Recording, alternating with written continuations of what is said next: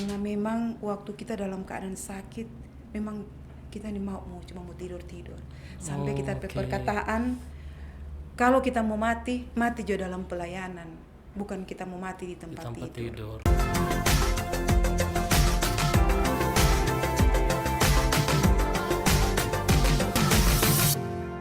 Pondok Cerita. Shalom sahabat cerita, selamat malam, selamat bertemu kembali dengan saya Gere Geraldo pada podcast kali ini. Dan hari ini kita kehadiran narasumber yang begitu istimewa. Tidak berlama-lama lagi saya perkenalkan Ibu Maria Somba. Halo Shalom Bu. Halo Shalom. Apa kabar Bu? Luar biasa. Oke, senang sekali Ibu boleh ada di tempat ini, bisa kami wawancarai. Oke, nah Bu, pepatah berkata tidak dikenal tidak disayang. Itu yang selalu saya bilang kepada semua narasumber saya. Nah Bu, saya ingin tahu nih latar belakang seorang Ibu Maria itu seperti apa? Oke, terima kasih. Kebetulan saya juga ada dalam pelayanan dan memperkenalkan bahwa suami satu, anak dua, cucu satu. Oh, suami satu, anak dua, cucu Iyo. satu. So, oma dan lebih istilah. Okay, Tapi iya. dapat lihat, muda ini. Itu ada Tuhan di sini. Oke, Bu. Nah, berarti keluarga ada, berarti Ibu juga seorang pelayan ya? Iya, Oke. memang ada pelayan di salah satu gereja. Salah satu gereja. Oke. Nah, Bu, seiring berjalannya waktu, Giri sempat mendengar beberapa kisah tentang Ibu yang tentu saja bisa memberkati sahabat cerita pada hari ini. Nah, saya mendengar katanya Ibu dulu sempat mengalami sakit. Iya. Nah, kalau boleh tahu Bu, itu sekitaran tahun berapa dan sakit apa itu Bu? Oke. Itu sekitar tahun 2008. Pada waktu itu memang ada pendarahan. Tahun 2008 ini itu pendarahan itu agak berhenti. Tetapi ketika masuk tahun 2009 itu sudah tidak pernah putus setiap hari itu. Jadi keluar masuk rumah sakit, tambah darah 4-5 kantong, keluar lagi, masuk lagi seperti itu. Oke, berarti awalnya Ibu merasakan itu dari tahun 2008. Iya. Sampai tahun 2009 mulai parah. Iya, betul. 1 tahun juga itu lumayan lama. Iya. Itu kata dokter, kenapa Bu? Apakah cuma sekedar pendarahan biasa atau? Pada waktu itu sempat ke dokter. Pertama-tama diagnosa dokter bahwa sakit itu ada pembengkakan dalam kandungan. Oke. Terus ketika lanjut ke dokter mengatakan bahwa itu harus segera dioperasi. Oke. Tapi dalam pikiran saya tidak terlintas untuk mau adakan operasi ini. Saya cuma terlintas bahwa pertolongan Tuhan ya dan amin bagi saya pribadi waktu itu. Oke, Bu. Berarti kalau saya belum berbicara tentang kesembuhannya Iya, dulu iya. ya, Bu. Tapi saya ingin tanya, itu sekitaran berapa lama, Bu? Dari pertama 2008 sampai Ibu sembuh kira-kira? Dia ada sekitar 4 tahun. Ada sekitaran 4 Iya, tahun. sampai tahun 2012. Tahun 2012. Nah, Bu, di dalam rentan waktu 2008, 2009, 2010, 11, 12, otomatis kan Ibu apakah Ibu sudah terbaring di rumah sakit atau tetap beraktivitas? Memang itu kalau orang mungkin yang lain memang sudah terbaring. Tetapi pada waktu itu tetap saya beraktivitas, apalagi aktivitas itu dalam pelayanan. Oke. Tetap terus melayani, bawel. Jadi Ibu Seperti tetap itu. melakukan Tetap pelayanan. melakukan pelayanan. Sekalipun memang dalam kehidupan ini sudah bisa untuk mau backing itu, tetapi ada kekuatan yang luar biasa itu sampai saya melakukan itu. Oke Bu, saya tahu kan pendarahan itu bukan Iya. sesuatu yang mudah ya. Betul. Karena bisa saja kehabisan darah Iya. dan lain sebagainya. Nah Bu, bagaimana ceritanya sampai Ibu bisa, maksudnya apakah Ibu dalam pelayanan pun dalam kondisi sementara pendarahan Bu dalam rentan waktu itu? Pada waktu itu sempat masuk rumah sakit HB tinggal 3. Oke. Jadi keluar masuk tidak ada perubahan. Kemudian ketika ternyata di kandungan kita ada miom yang sudah 19, 14 DP lebar, DP tinggi itu 19. Oke. Tapi ketika di rumah sakit memang sempat ada pemberontakan di hati, kita mau pasti Tuhan sembuhkan seperti itu. Sehingga ketika masuk rumah sakit kita pernah buang obat. Sampai orang bilang kita itu gila. Pernah buang obat di rumah sakit. Tapi cuma bilang dalam nama Yesus, Pak, mari orang keluar. Tapi bukan terjadi seperti itu. Terus begitu setiap hari seperti itu. Nyana ada yang berhenti, tetap terus pendarahan itu. Sampai pada waktu lalu itu sempat kami KKR ke Tompaso. Waktu itu memang keadaan memang banjir memang. Tompaso, Bu. Iya. Dari Bitung ke Tompaso. Iya. Memang banjir sama sekali pada waktu itu. Karena orang pelayanan di gereja itu kita mau jadi WL waktu itu. Waktu itu orang terlambat karena ada kecelakaan sedikit, tetapi sampai DP waktu tepat waktu. Memang dalam keadaan lemah, dan sekarang memang ada DP video-video dalam keadaan kuning pokoknya. Tetapi ketika mengadakan puji-pujiannya luar biasa sampai mau lompat-lompat dalam pujian penyembahan. Dan memang itu lahir karena saya percaya itu memang Tuhan mau tunjukkan itu kemuliaan Tuhan. Berarti Ibu bawa WL dalam kondisi sementara pendarahan. Betul sekali. Wow. Kita orang saja sakit kepala, flu sedikit, cuma langsung minta izin pelayanan ya, sejak mau datang pelayanan. Ini Ibu dalam kondisi pendarahan, rela pergi ke Tompaso untuk melayani sebagai WL pula, bukan cuma singers. Wow, gimana sih Bu perasaannya waktu itu, Bu? Memang pada waktu itu, ketika torong semua pergi, Bapak bilang begini, "Ma, sudah jo pergi, Tuhan tahu Mama dalam keadaan yang seperti ini." Tetapi justru kata-kata ini yang membangkitkan kita harus pergi. Wow. Kita harus pergi. Langsung berganti, terpaksa suami ikut. Sampai di sana memang keadaan sampai itu hamba-hamba Tuhan kaget. Ada bilang ini pendarahan sekian lama. Oh, mereka juga tahu. Semua yang di sana kebetulan ada hamba-hamba Tuhan terkumpul. Ketika saya saksikan ini, mereka juga sangat-sangat terkejut. Dan saya percaya ini bukan kekuatan saya, tetapi kalau mau cerita ini, karena memang waktu kita dalam keadaan sakit, memang kita cuma mau tidur. Sampai kita perkataan, kalau kita mau mati juga dalam pelayanan, bukan kita mau mati di tempat tidur. Iya, begitu. Oke, jadi semangat Ibu yang luar buat Ibu biasa Tuhan kasih, tetap bergerak ya. Tetap. Hati yang gembira, hati yang semangat adalah obat yang manjur. Nah Bu, kan ini 4 tahun, bukan waktu yang lama. Bukan waktu yang sebentar. Dan itu pendarahan terus menerus, bahkan Ibu sementara pelayanan pun ada pendarahan. Nah Bu, apakah di dalam perasaan Ibu sempat bertanya-tanya tidak, Tuhan, kenapa ini bisa terjadi kepada saya? Atau mungkin sedikit kecewa mungkin karena kita setia melayani? Atau bagaimana perasaan Ibu waktu itu? Waktu perasaan itu, tidak ada perasaan kecewa sih waktu itu. Sampai pernah orang pergi melayani ke perbatasan, itu 2 minggu dalam keadaan pendarahan. Iya, dalam keadaan pendarahan 2 minggu. Tapi itu bukan juga di tempat yang rata, tetapi di tempat yang gunung-gunung, mesti menaik dari jam 8 sampai jam 12 harus sampai di gunung itu. Itu di situ sampai di perjalanan Kawaluso, Matutuang ke Marore, itu perjalanan sampai di Pambut itu. Tapi di hati itu enggak ada rasa ketakutan. Nggak ada rasa kutuk. Sempat berjalan, berpikir itu perjalanan itu di hati memang nggak ada rasa ketakutan semua mati atau apa, nggak waktu itu. Wow, berarti Ibu sama sekali tidak bertanya-tanya kepada Tuhan, tidak kecewa, tapi melainkan berapi-api kepada untuk pelayanan. Nah Ibu, saya penasaran Bu, waktu sakit itu apa sih Ibu yang Ibu pikirkan?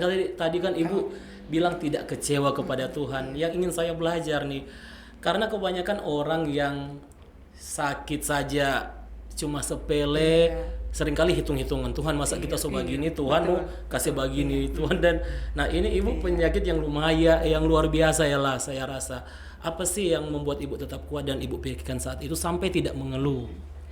Pertama-tama memang ketika dalam keadaan sakit, Tuhan bawa kita untuk ada komunikasi dengan Tuhan secara pribadi. Sampai jam 12 malam bergumul sendiri, bangun menyerahkan itu kepada Tuhan, tetap terus seperti itu. Pada satu kali ada teman, dia bilang begini, Marjokwa, kita mau bawa Pangana di tempat doa, dia bilang begitu. Jadi pergi di tempat doa. Sampai di sana hamba Tuhan berdoa begini, sampai ini dari tahun 2009 kita ingat itu hamba Tuhan berdoa. Hai anakku, engkau harus segera dioperasi, kalau tidak akan mendatangkan maut bagi kamu. Waktu dia berdoa ada penolakan di hati. Kita langsung tolak itu perkataan itu. Karena kita berkeyakinan bahwa Tuhan terlalu sanggup untuk menyembuhkan kita tanpa operasi. Seperti itu. Jadi masuk keluar rumah sakit itu memang solusi manusia harus segera dioperasi.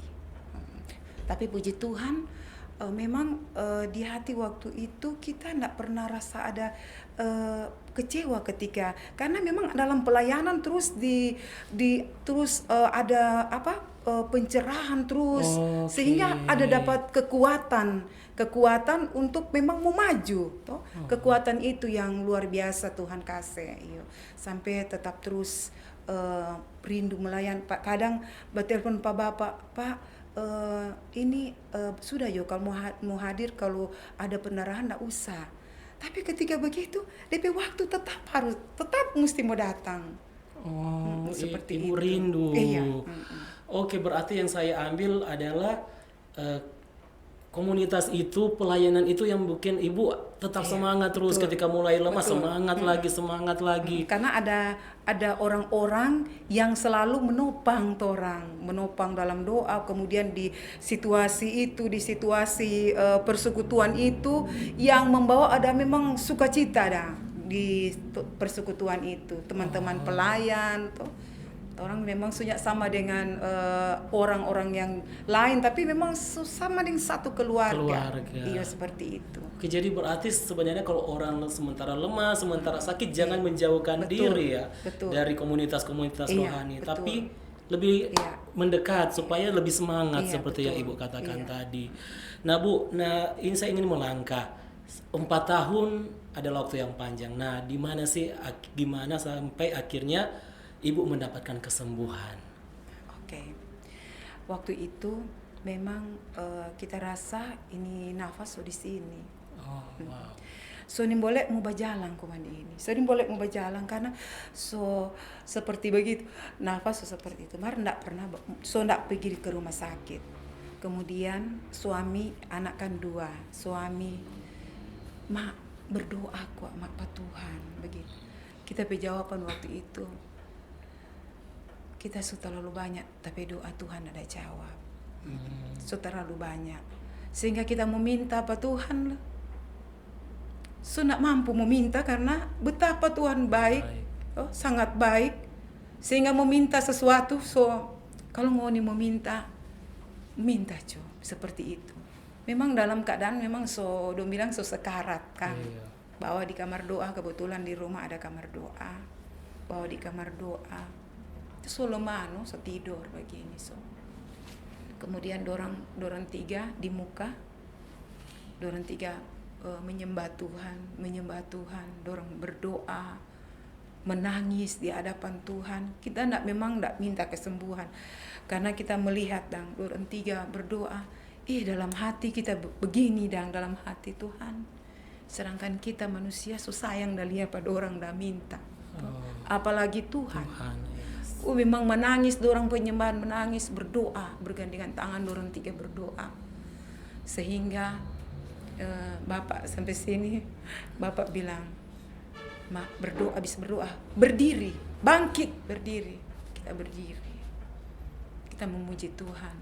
Bersyukur di saat itu juga Tuhan menunjukkan juga kepada mereka bahwa Tuhan baik juga toh.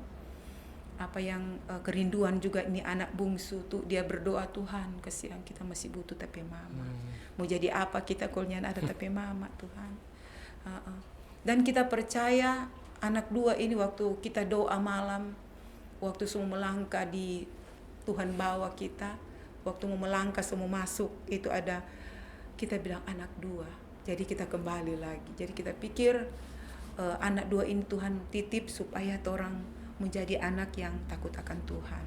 Jadi itu kemudian ketika berdoa itu setiap saat orang berdoa akhirnya luar biasa seiring waktu itu tanpa terasa mulai ada kesembuhan terjadi sehingga tanpa saya katakan tanpa operasi pun saya disembuhkan dan ini sudah 15 tahun. Wow. Ya. Jadi dari tahun 2008 Ibu merasakan kesembuhan di tahun 2012 dan akhirnya sampai sekarang Ibu sudah tidak lagi merasakan itu sejak malam hari itu. Wow, luar biasa sekali. Saya ingin bertepuk tangan. Saya rasa itu dari kekompakan keluarga kesatuan hati yang membuat akhirnya Ibu bisa pulih dan sampai sekarang ada di tempat ini. Nah Bu, setelah itu bagaimana sih respon ketika Ibu sembuh, respon dari keluarga, anak-anak, bahkan dari komunitas yang ada ketika mengetahui akhirnya Ibu ini sembuh? Luar biasa respon anak-anak mencari Tuhan, suami mencari Tuhan, semua mencari Tuhan. Karena memang pada waktu lalu itu kita kerinduan supaya orang memang seorang Kristen. Tetapi orang bilang Kristen hanya dikuli. Orang tidak mengerti dan melekat dengan Tuhan itu. Jadi memang Tuhan bawa orang keluarga supaya memang orang sungguh-sungguh dengan Tuhan, dengan cara kita dalam keadaan sakit seperti itu sampai keluarga, suami, anak-anak juga sungguh-sungguh dengan Tuhan. Oke. Kalau respon teman-teman bagaimana, Bu? Luar biasa respon dari teman-teman. Memang sampai itu ketua tim itu Pak Wempi menangis dia. Menangis waktu keadaan sakit waktu lalu dia bilang begini, Tuhan kasihan saya masih butuh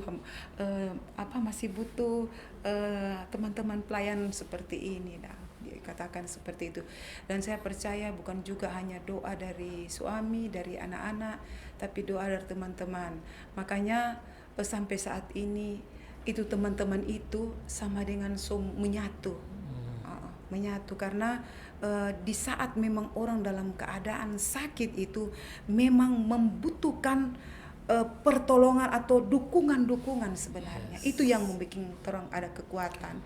Kenapa sampai saya katakan demikian, karena memang mengalami bagaimana ada tuh kebersamaan, sama-sama mari orang berdoa, teman-teman datang sama bergandengan tangan berdoa sungguh-sungguh dengan Tuhan. Dan juga yang lebih lagi bagaimana orang respon pribadi dengan Tuhan. Bayangkan waktu dalam pendarahan orang harus ikut doa semalaman itu, tetap di hati itu nyanda mungkin mau absen. Karena memang ini hati ini memang dong bilang menggebu-gebu untuk mencari Tuhan, dan mungkin juga itu yang membawa ada dalam kesembuhan buat saya ya. Oke Bu, nah kalau melihat perjalanan hidup Ibu sampai akhirnya Ibu sembuh dari penyakit yang ada, apa sih hikmah yang Ibu ambil dari kejadian ini yang Tuhan izinkan terjadi? Hikmah itu ada satu firman Tuhan dalam Mazmur 37 ayat 5. Serahkanlah hidupmu kepada Tuhan dan percayalah, maka Tuhan akan bertindak. Jadi dengan firman ini yang memberikan kekuatan bagi kita untuk melangkah. Karena saya percaya kadang ada banyak orang ketika mereka dalam keadaan sakit, mereka justru kadang komplain pada Tuhan. Dalam keadaan sakit, justru ketika mereka dalam keadaan sakit mereka mulai meninggalkan Tuhan. Tapi memang puji Tuhan dengan ayat firman nih, saya selalu berdoa membaca firman. Firman-firman itulah yang menjadi rema, menjadi kekuatan untuk orang mau melangkah. Sekalipun dalam keadaan pergumulan yang terpuruk sekalipun, saya percaya itu Tuhan sekarang, Tuhan dulu, dan Tuhan nanti sama. Tuhan Yesus Kristus itu luar biasa dalam topik kehidupan. Wow. Nah Bu, beberapa narasumber yang saya wawancarai yang menderita sakit yang parah dan Tuhan izinkan untuk sembuh kembali biasanya menjadi berkat untuk melayani orang-orang yang sementara sakit juga. Nah, apakah kejadian yang sama juga terjadi kepada Ibu, menjadi berkat juga bagi orang-orang yang sementara sakit? Jadi sementara ini memang ketika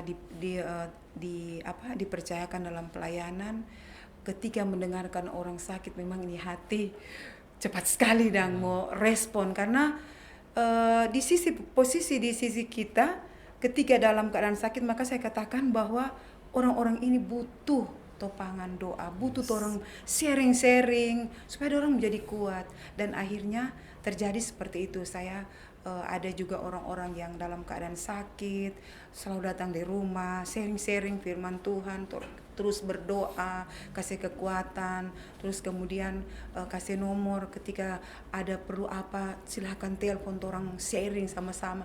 Kalau nggak bisa tidur, orang sharing sama-sama, seperti itu. Jadi di rumah memang kadang ada orang-orang datang, orang sakit, orang berdoa bersama, kasih kekuatan. Oke, berarti Ibu menjadi berkat juga Iya. bagi orang-orang yang Ya, sakit untuk sama-sama. bisa saling menguatkan dan memulihkan. Nah Bu, saya sangat penasaran. Tadi kan Ibu bilang sementara sakit pergi ke Langoan, Iya. pergi juga ke Tompaso. Tompaso, pergi juga ke apa perbatasan-perbatasan. Iya, Itu iya. kan seperti penginjilan, Iya, ya. betul. Apa sih Bu arti dari pelayanan buat Ibu sampai Ibu rela sih untuk pergi jauh-jauh ke sana? Pasti ada satu hal yang membuat Ibu walaupun sakit saya rela ke sana. Iya. Jadi ketika kita dalam keadaan sakit pada waktu itu, memang sampai orang-orang heran, masa ada sakit kok ngana mau piba jalan ke sana kamari itu, heran. Sampai tapi teman itu yang satu pelayanan dia bilang begini, aduh kita takut ngana ini semua meninggal ini. Tapi kita luar biasa dan Tuhan kasih, kita tidak pernah rasa itu takut, rasa apa di hati. Karena apa? Hanya memberikan hidup ini dipersembahkan kepada Tuhan. Apapun yang terjadi, persembahkan hidup ini kepada Tuhan. Hanya itu. Tapi kita tidak pernah, sakit kok kita biar tidak apa-apa. Tidak pernah di hati seperti itu. Justru ketika dalam keadaan sakit, kita harus maju. Entah itu dorongan, saya percaya itu adalah dorongan Roh Kudus yang membawa kita sedemikian, membawa kita, kalau sebagai manusia tidak mungkin. Iya. Tidak mungkin. Sekarang saja orang melayani, makanya kalau di pelayanan itu, kenapa nggak datang? Oh, kenapa kok ada sakit kepala? Aduh, kalau tenang gini, itu cuma sakit kepala. Dulu kita pendarahan memang bukan pendarahan berangkat ke sana kemari. Kita nggak pernah mau bilang oh karena ini. Dan mungkin karena Tuhan juga melihat hati dan mungkin kerinduan kita. Karena saya waktu dalam keadaan sakit itu, saya tetap terus melangkah. Mata rohani saya hanya terpandang kepada Tuhan. Tidak ada yang lain, kepada Tuhan saja yang saya pandang. Dalam keadaan sakit ini, tidak ada yang lain. Saya hanya mempersembahkan hidup ini kepada Tuhan, apapun yang terjadi.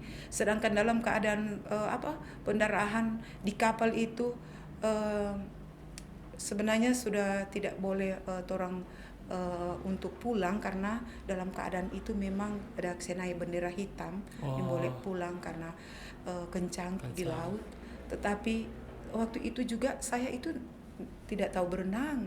Tapi ketika melihat ini ombak-ombak seperti ini, kita pemata pandangan begini, pasti kalau orang sampai mau misalnya orang ada di laut sana, pasti Tuhan akan taruh orang di darat. Seperti itu. Jangan ada rasa takut. Sampai orang bilang begini, mustahil kata itu. Itu kesaksian bohong seperti itu. Tapi kita menyatakan begini, memang orang bisa bicara begitu. Tetapi yang orang ini yang mengalami, mengalami dan kesaksian kalau orang bicara kebohongan itu DP risiko luar biasa, toh? Seperti itu. Tapi kita hanya menyaksikan apa adanya seperti itu. Oh, luar biasa. Nah Bu, apa sih harapan Ibu ke depan ini setelah melewati semua ini dan sampai hari ini? Apa yang menjadi harapan atau kerinduan Ibu ke depan nanti? Maksudnya harapan Untuk pelayanan, mungkin untuk Ibu kehidupan ke depannya nanti. orang semua yang pastikan orang Yes. rindu orang kehidupan menjadi berkat, menjadi alat peraga di tangan Tuhan. Jadi harapan tetap Tuhan terus berkati, toh, beri kekuatan. Demikian juga kepada suami anak-anak. Dalam pelayanan juga harapan saya supaya memang apa yang juga saya pernah alami dengan Tuhan, saya juga merindukan ada orang-orang juga mengalami seperti itu. Apa yang menjadi kesaksian saya juga merindukan ketika juga saya dibangun, dibangkitkan dalam iman, saya juga merindukan apa yang saya alami itu menjadi berkat bagi orang yang mungkin dalam keadaan seperti saya, dalam keadaan sakit. Sampai ada beberapa waktu lalu ada seorang hamba Tuhan datang di rumah. Dia bilang begini, "Bu, Ibu yang lalu itu pendarahan apa so Ibu be obat?" Kita agak tengok. Soalnya kok di samping itu ada turun pe apa ada sakit deh seperti Ibu. Kong kita bilang begini, hambanya kita bilang kita nggak bisa mau bilang itu obat ABC. Karena setahu kita hanya Yesus yang menyembuhkan kita. Karena setiap misalnya kita minum misalnya ada juicer, ada buah-buah yang kita makan, kita hanya angkat tangan di hadapan Tuhan. Tuhan, tanpa Engkau memberkati semua ini percuma. Yes. Tetapi kalau Engkau Tuhan turun tangan memberkati, ini akan menjadi berkat untuk kesehatan saya. Seperti itu. Jadi ketika saya juga dalam pelayanan saya sampaikan itu kepada mereka, apa yang saya alami saya sampaikan. Jangan orang fokuskan dia kalau sudah di rumah sakit, fokus yo asik kok so ada ini tuh. Bukan juga itu, tapi yang orang mau fokus orang cari siapa itu pemberi kehidupan. Yes. Itu saja. Oke, luar biasa. Nah Bu, ini kita akan memasuki sesi terakhir, pertanyaan terakhir. Yang saya ingin tanyakan sih kepada Ibu, setelah dari pengalaman Ibu secara pribadi dengan Tuhan, bagi Ibu itu Tuhan Yesus itu seperti apa sih secara pribadi bagi Ibu? Tuhan Yesus itu bagi saya secara pribadi menjadi teman, menjadi sahabat, menjadi sosok apa yang kita butuhkan. Segala sesuatu ada di tangan Tuhan. Jadi Tuhan itu bagi saya penolong, kota benteng, pengharapan, keselamatan,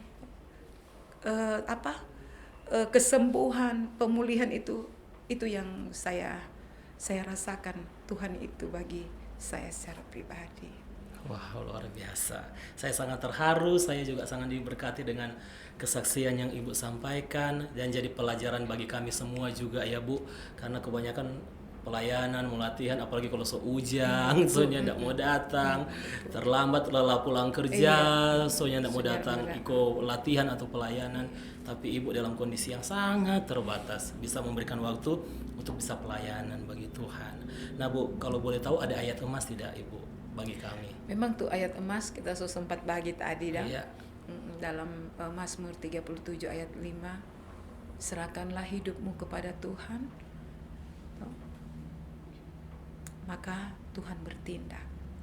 Jadi ayat itu yang membuat saya itu memang penyerahan secara total dari sakit ini. Kalau orang masih ada orang tergantung kepada A kepada B, itu belum. Tetapi memang ketika dalam situasi sakit ini memang harus sepenuhnya itu hanya bergantung kepada Tuhan. Itu saja. Yes. luar biasa. Saya jadi teringat kisah mengenai wanita pendarahan yang Ya, ada di betul. Alkitab ya. Tidak ada obat yang dia minum, tapi hanya Kita juga datang dikuatkan kepada dengan Tuhan. firman Oh, itu. ibu juga dikuatkan Iya. lewat cerita wanita Dengan pendarahan. ketika berdoa saya juga dikuatkan dengan bagian firman itu dan juga tentang Raja Hizkia. Oh, Ketika iya. dia berdoa, Tuhan memperpanjang Panjang umurnya. umurnya. Kalau wanita pendarahan, asarku jamah jamah saja jubahnya. Oke Bu, nah yang terakhir, apakah Bu ada pesan kepada sahabat cerita yang sementara mendengarkan podcast ini, mungkin saat ini sedang mengalami sakit, yang tidak berdaya untuk tetap percaya kepada Tuhan dengan sepenuh hati? Silakan Bu, mungkin saya sampaikan. Oke, terima kasih sahabat cerita. Saya mau sampaikan ketika Anda berada dalam keadaan sakit yang sungguh sudah diderita, sudah sekian lama, toh, belum ada kesembuhan.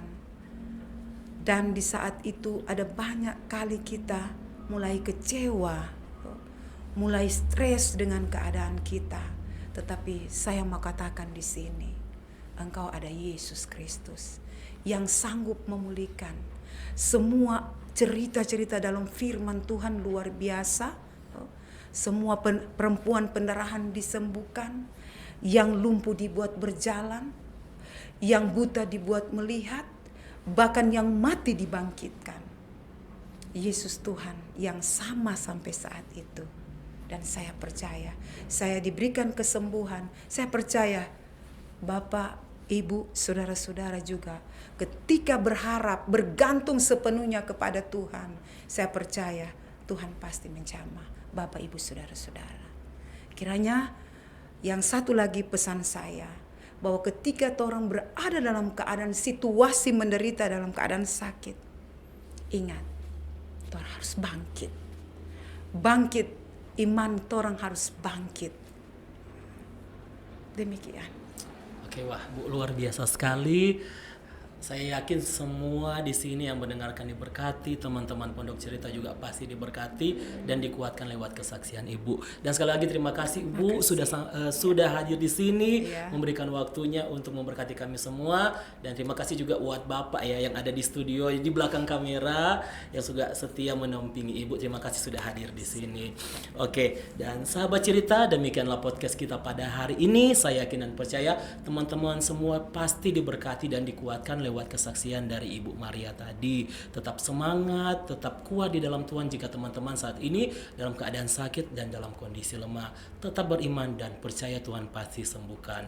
Nah, dan bagi teman-teman yang ingin kirimkan permohonan doa, bisa kirim di nomor yang ada di bawah sini. Dan akhirnya saya Gary Geraldo bersama Ibu Maria pamit dari hadapan teman-teman semua dan sampai jumpa di podcast selanjutnya. Tuhan Yesus memberkati.